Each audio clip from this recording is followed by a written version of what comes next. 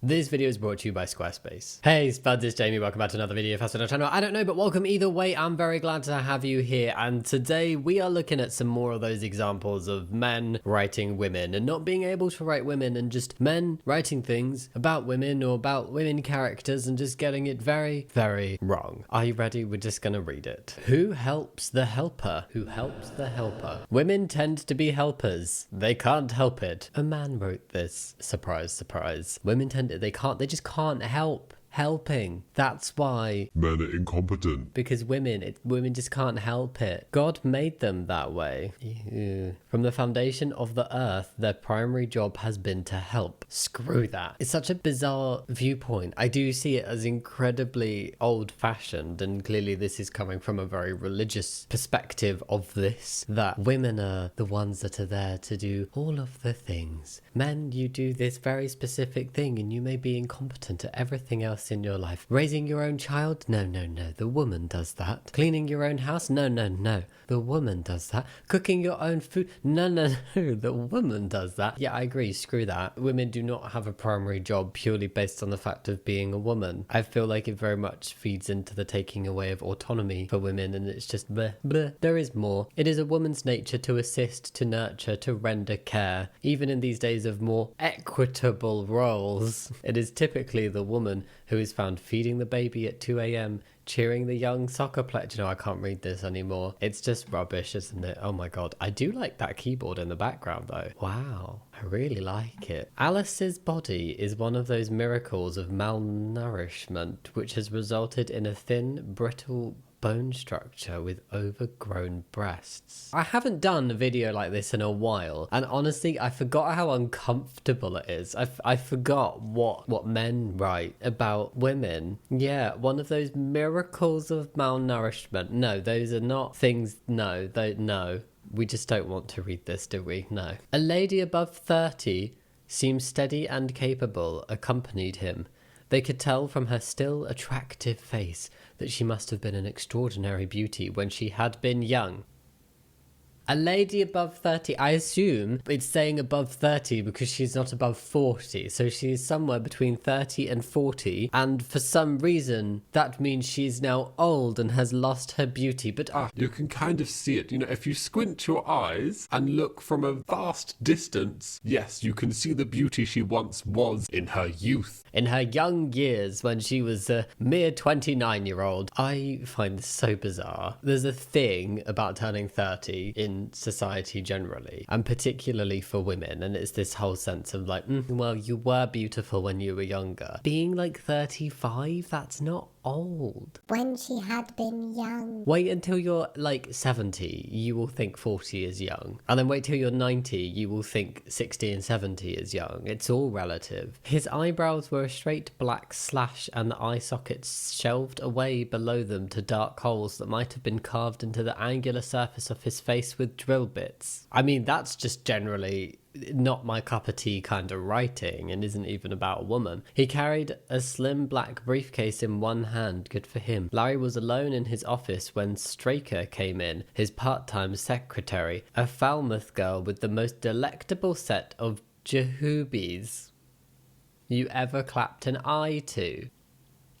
What adult says jahoob? I've never ever heard of that as a word. There are many, many terms for breasts. Jahoobies is not one I have ever heard, nor is it one I want to hear again. It's like, you're writing a book, sir. You don't need to sound like a 9-year-old having a little giggle with his mates over boobs, because that's what this reads like. Firestarter by Stephen King. Ladies, you will always leave bathroom stalls without pulling your skirts down, right? I just watched a movie based on that book. It was fine. No, it wasn't really my thing. A young woman was coming out of one of the stalls, her skirt rucked up to her waist, adjusting her underalls. Women do not reorganize their clothing in the privacy of the stall. They decide to do it in the communal area of the bathroom, always. I feel like stuff like this is not written at all to add to the storyline. It's just written to be like, I will entice you with the teasing of a woman with her skirt around her waist touching her underalls. Underalls? What are underalls and why is there a capital U? I need to Google this. Oh, it's a specific brand of undergarments. Lovely. So it's not just that this woman was adjusting her underwear. It was like a specific type of underwear. That's a lot of detail for this type of sentence. Yes. Why is there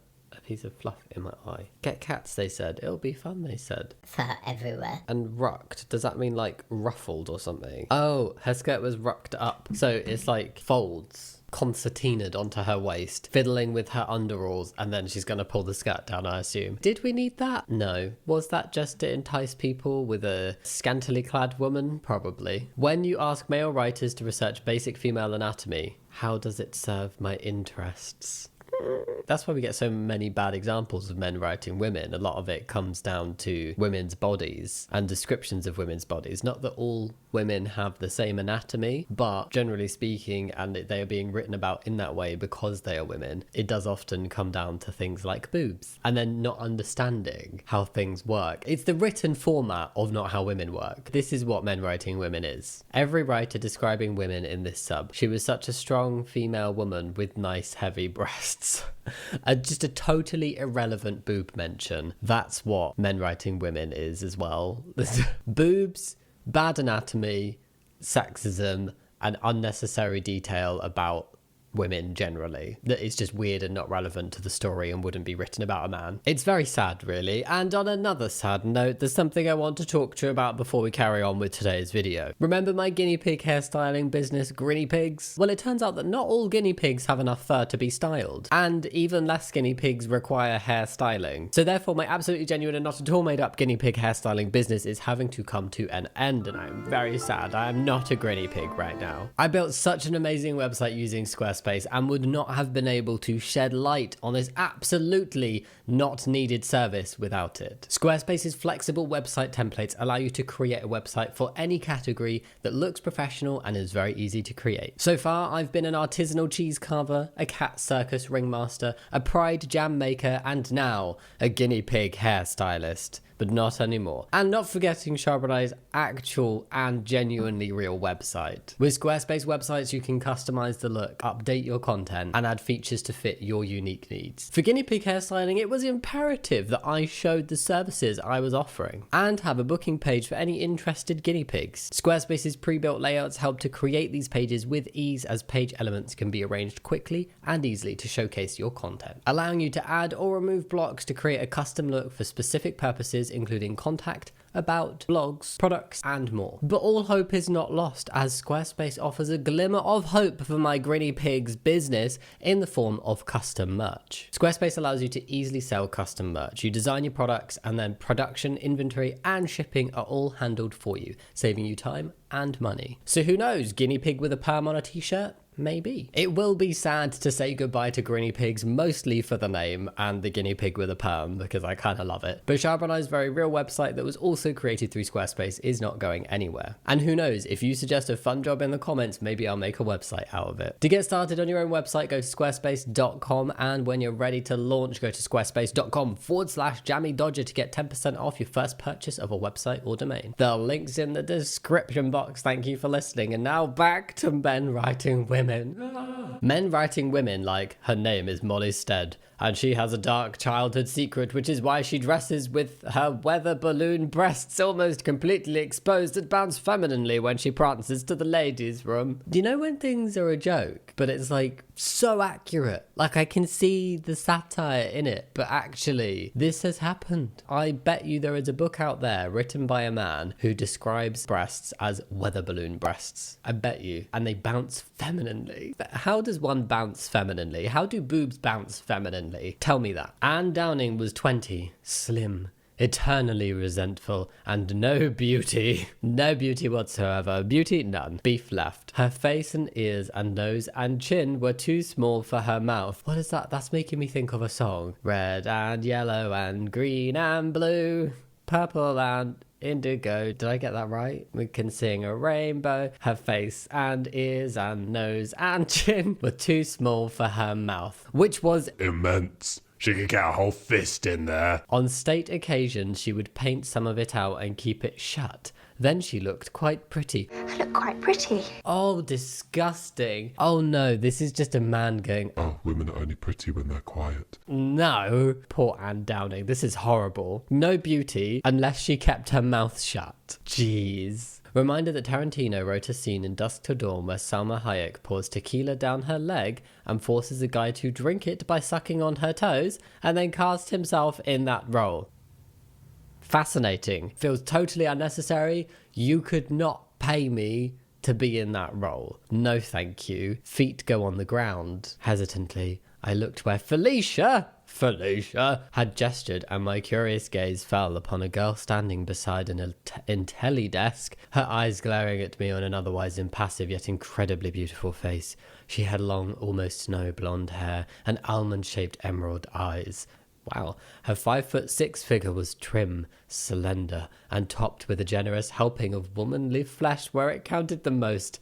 Her chest. What the frick? Almost snow blonde hair with emerald eyes. I feel like they're just describing AIR at this point. So 5'6" was trim, slender, and is the topped with a generous helping. It's not whipped cream. A generous helping of gravy, a generous helping of ice cream, a generous helping of mashed potato, not a generous helping of womanly flesh where it counted the most. Basically, she had big boobies. Even though she's very trim and slender, she had big boobies. Not that that's impossible, I'm just saying it's always that combination. Her throat closed. The glaze across her eyes was fading. She began to look sharper, more dangerous.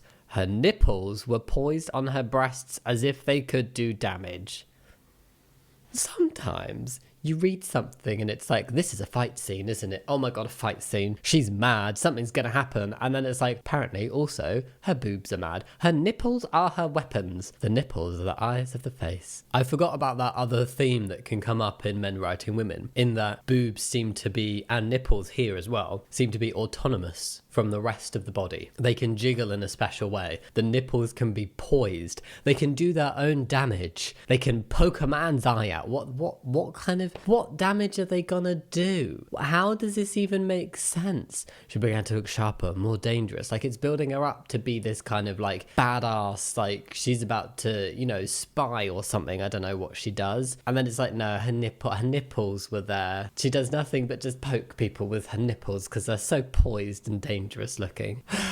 She was an ample woman with small eyes sunk deep into an oversized head. She wore stern, square-toe shoes holding up ankles run over by the fat in her calves. Huh? Square-toe shoes. That's like the witches from Roald Dahl, right? They wore square-toed shoes because they had no toes or square toes? I can't remember. Holding up ankles run over by the fat in her calves. Is that trying to say that like the fat in her calves is hanging over her ankles? Because I don't think that's physically possible. Titanic slung low breasts that lolled from side to side and seemed ready to rip from their moorings on a single misstep. Oh, it's quite a violent description. Her breasts were so low hanging.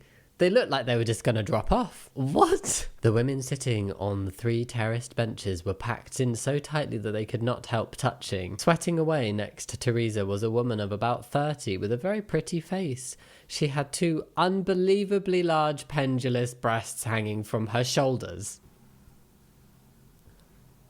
Her shoulders. Dude, have you ever seen boobs bouncing at the slightest movement? I'm just imagining this like shoulder to shoulder bench, and like this is kind of happening because people are moving but they're all shoulder to shoulder, and every slight movement the breasts are just boing boing boing off the shoulders.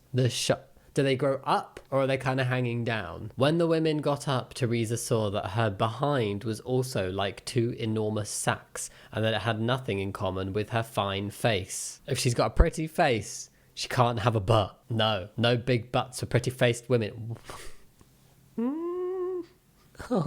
Narrow was her waist, no wider than the thigh of a grown man. That varies a lot. I'm sure there are some grown men with wider thighs than my waist. What is the size of the thigh of a grown man? But I feel like if we take an average man, then that's probably not the best waist size. I feel like that's probably very tiny. Her skin was peaches by firelight. Her mouth was the softly curved petal of a pink rose. I'm so done with this. What a guy, she crowed and got up and sat on his lap and kissed him on the mouth. She really did have the most excellent mouth, Paz reflected, like a teacup full of hot eels. How do you like to kiss? Oh, like the person I'm kissing has a teacup full of hot eels for a mouth. That sounds actually disgusting. Why is that a complimentary statement? Why is that a good thing to say? Who wants to kiss a teacup for... Imagine, I don't think the author thought of this. Imagine actually going mouth to eels with a teacup full of eels. Blah, blah, blah. Hot eels. Cooked eels. What the what? I don't think that was well thought out. Unable to prevent herself, she yelled, and the stream of brightness became a flood, spilling from her eyes and nostrils and from between her legs. Of course it did. I'm surprised it didn't come out her nipples. The girl is shaped like a knife. I'm sorry, she's what? Hashtag men writing women. Hashtag exactly how does this work? Please explain. A knife, this is a knife. I mean, what kind of knife as well? Because we have bread knives and cleavers, and then the knives that you eat your dinner with, and then steak knives, and then little like small peeling knives and vegetable knives, and like they're all different. Maybe that's what it is. The girl is shaped like a knife because just like women, knives come in all shapes and sizes.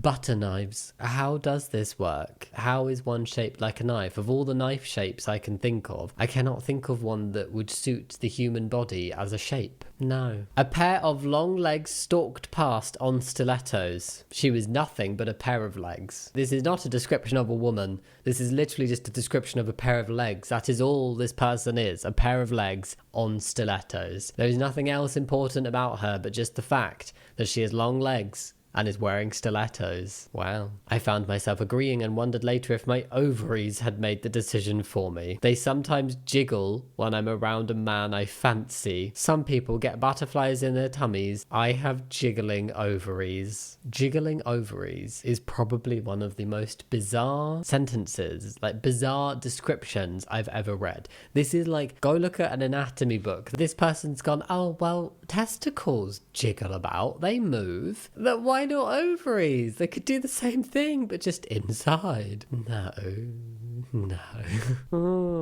They jiggle when I'm around a man I fancy. Oh, I was not aware I fancied this man, but the ovaries, oh, they did a little somersault in there. And you know, on that note, that was the last one. And that's probably for the best. That's it for men writing women today. What did we learn? That a lot of men who write about women characters always go down the route of boobs. And there's also a smattering of boobs and also boobs. And then just really bizarre, unnecessary descriptions and jiggling ovaries. That's a new one. Never seen that one before. But yeah, thanks so much for watching this video. If you stuck it through to the end, hello, welcome to the end. I don't know where I'm going with this. But yeah, if you did like it, think about giving a thumbs up and subscribing if you want to. No pressure. Don't forget to go click that link in the description box to give Squarespace a look. As always, thank you so much for watching. I'll see you next time. Much love. Bye.